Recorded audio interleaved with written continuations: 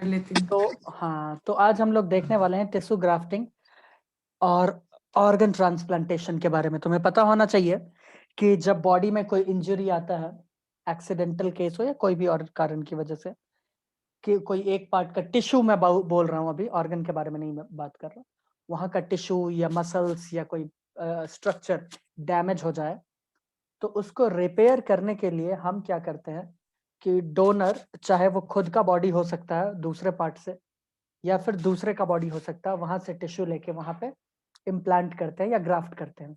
ठीक है, इसे कहते हैं टिश्यू ग्राफ्टिंग। ग्राफ्टिंग बट ये जितना इजीली मैंने बोल दिया, ये उतना इजी होता नहीं है।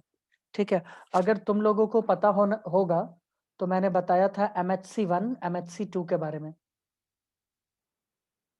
MHC, यस, बता था। ठीक है, इसको जो कंट्रोल करके रखता है वो जिन होता है क्रोमोसोम नंबर 6 पे। ठीक है, उसको कहते हैं हिस्टो कंपैटिबिलिटी कॉम्प्लेक्स। ठीक है, ये ह्यूमन ल्यूकोसाइट एंटीजन ये भी कहते हैं। वो क्रोमोसोम नंबर 6 पे होता है, वो CH6 पे होता है वो जिन जो इसके लिए रिस्पॉन्सिबल है।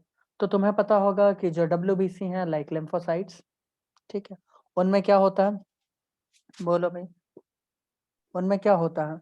MHC2, है ना, लाइक बीटा सेल्स हो, मैक्रोफेजेस हो, इस सब में ये होता है, MHC2 होता है। क्या मैं गलत बोल रहा हूँ? मैंने बताया था यस सर।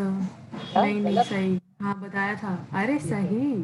और MHC1 सब सेल्स पे होते हैं, RBC को छोड़ के, है ना, मैंने बताया था, राइट। और RBC को छोड़ अच्छा के, शिवानी, RBC को छोड़ के, है ना, तो को छोड़ के हाँ, तो ये सब पे प्रेजेंट होता है। अब मुझे ये बताओ, हमारा जो ये MHC1 है, ठीक है, जब ये दूसरे बॉडी में जाता है तो ये उसके लिए एंटीजन हो जाता है। ये क्या होता है? एंटीजन। नॉर्मल बॉडी में तो हमारा बॉडी क्या करेगा, इसको देख लेगा कि हाँ ये तो हमारा ही है, तो इसको अटैक नहीं करना है।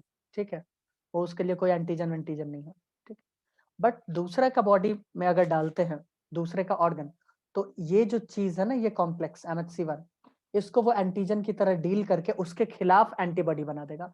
अब मान लो किसी भी पर्सन P से हम पर्सन P1 में कोई टिश्यू ग्राफ्ट कर रहे हैं या ट्रांसप्लांट कर रहे हैं, टिश्यू डाल रहे हैं यहाँ पे, तो भाई उसमें सेल्स जो होंगे, उसमें ये कॉम्प्लेक्सेस तो होंगे ना दोनों। अब उसके खिलाफ क्या करेगा? वो एंटीबॉडी बनाएगा या नहीं बनाएगा, मुझे बताओ। सर उसका बॉडी एंटीबॉडी यस। बनाएगा ना, और एंटीबॉडी बनाएगा तो क्या होगा? रिएक्शन होगा, किल करेगा उसको। जब किल करने का कोशिश करेगा तो बस उसको एक्सेप्ट नहीं करेगा, इन्फेक्शन हो सकता है बॉडी में, मौत भी हो सकता है पेशेंट का, रिसीवर का। तो उस केस में P1 हाँ, उस केस में क्या किया जाता है कि इम्यूनो सप्रेंट, यानी इम्यूनो सप्रेसर दे दिया जाता है। एक मैंने शायद नाम बताया था, साइक्लोस्पोरिन का, माइक्रोब्स एंड ह्यूमन वेलफेयर में, याद करो, साइक्लोस्पोरिन का मैंने नाम बताया होगा, याद है किसी को? नाम सुना हुआ लग रहा सुना है। हुआ लग रहा ना, वही वही। ठीक है, तो इम्यूनो सप्रेसेंट इसमें दे दिया जाता है, जिससे क्या होता है कि ये इसको इसको इसके अगेंस्ट एंटीबॉडी नहीं बनाता, ये इसके अगेंस्ट एंटीबॉडी नहीं बनाता। कुछ कुछ केस में, ध्यान से सुनना जो मैं बोल रहा हूँ, कुछ कुछ केस में तुम देखोगे, ऑर्गन के केस में भी सेम होता है। अब ऑर्गन ट्रांसप्लांट करना है तो सबसे पहले तुम्हें क्या करना होगा?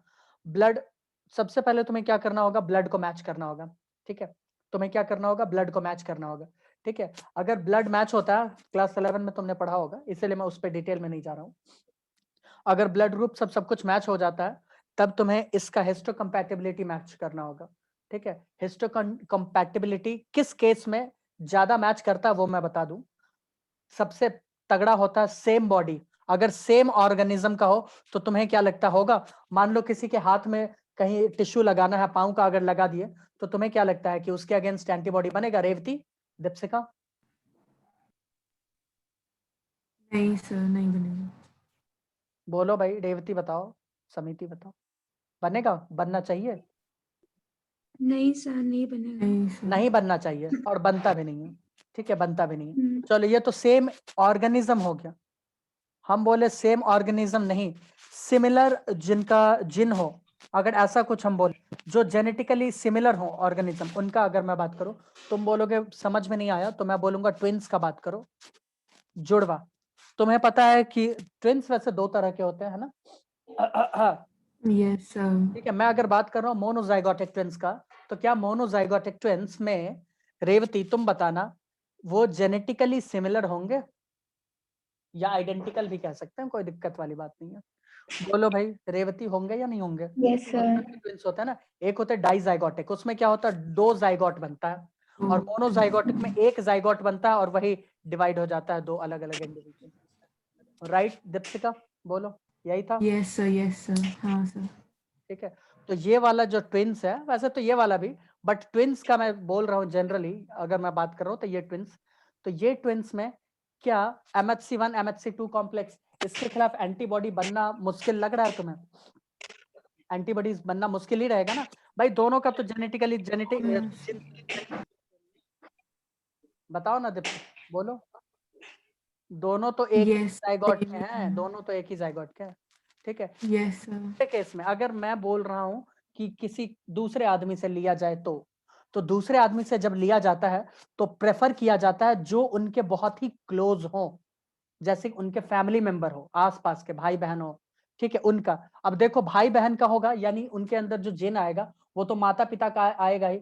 सपोज ये पप्पू है, ठीक है, और ये मुन्नी, ठीक है, तो इनके जो माता पिता है, इसमें जिन जाएगा इन दोनों का, इसमें जाएगा इन दोनों का, तो इनका सिमिलैरिटी नहीं लग रहा है क्या तुमको? बहुत ज्यादा हद तक आइडेंटिकल नहीं होंगे, सिमिलैरिटी।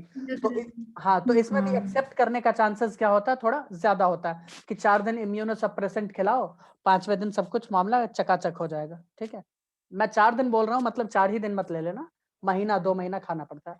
कुछ कुछ केस में ध्यान से सुनना, कुछ कुछ केस में क्या होता है कि जीवन भर खाना पड़ता है, अगर दूसरे से लिया जाए, ठीक है, दूसरे से ऑर्गन या टिश्यू लिया जाता है, तो तुम देखते होगे डॉक्टर बोलता है ये दवा अब आपको जीवन भर खाना पड़ेगा। मान लो किसी का किडनी का ट्रांसप्लांटेशन हुआ, तो बोलेगा कि आपको ये दवा जीवन भर खाना पड़ता है। तो वो क्या होता है, इम्यूनो सप्रेसेंट, क्या करता है, उसके अगेंस्ट एंटीबॉडी नहीं बनने देता है। ये चीज थोड़ा थोड़ा समझ में आया? वेल एनसीईआरटी में है नहीं, बट फिर भी यस थोड़ा सर। समझ में आया। हाँ और ब्लड का मैचिंग तो जरूरी ही है, ब्लड का मैचिंग क्या है, जरूरी ही है। ये चीज समझ में आया? जी यस गुरु। सर। कूल। तो क्यों ना इस पे थोड़ा सा लिख ले, बताओ दीपिका, लिखे? लिखना चाहती हो? हाँ सर, लिखना ही पड़ेगा। हाँ बिल्कुल। हाँ लिख लो लिख लो। हु। आज इसमें कुछ कुछ डिसऑर्डर्स के बारे में भी हम लोग चर्चा करेंगे। मैं चाहूंगा कि तुम लोग उस पे ध्यान दो, है ना। कौन गया है क्लास से? ये जा क्यों रहा है विनोद बार बार? क्या पढ़ना लिखना नहीं चाहता है क्या ये? पता नहीं, हाँ, सच में ही फिर उसका मर रहा होगा सर, पता नहीं। अजीब है।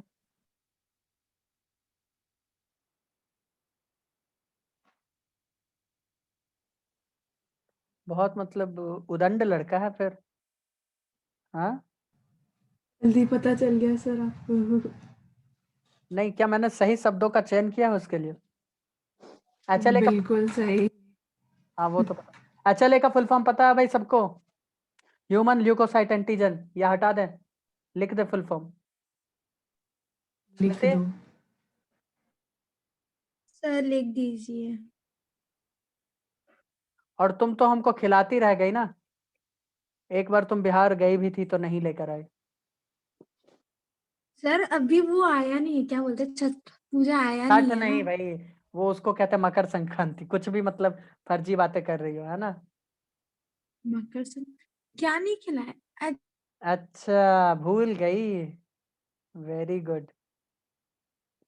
याद है? कुछ धुंधला धुंधला। हाँ हाँ, अब खाने पीने के नाम पे तो तुम्हारा बत्ती गुल हो ही जाएगा। एक मिनट, हिस्टो कंपैटिबिलिटी कॉम्प्लेक्स। क्यों स्मृति, तुम मुझे सुन सकती हो क्या?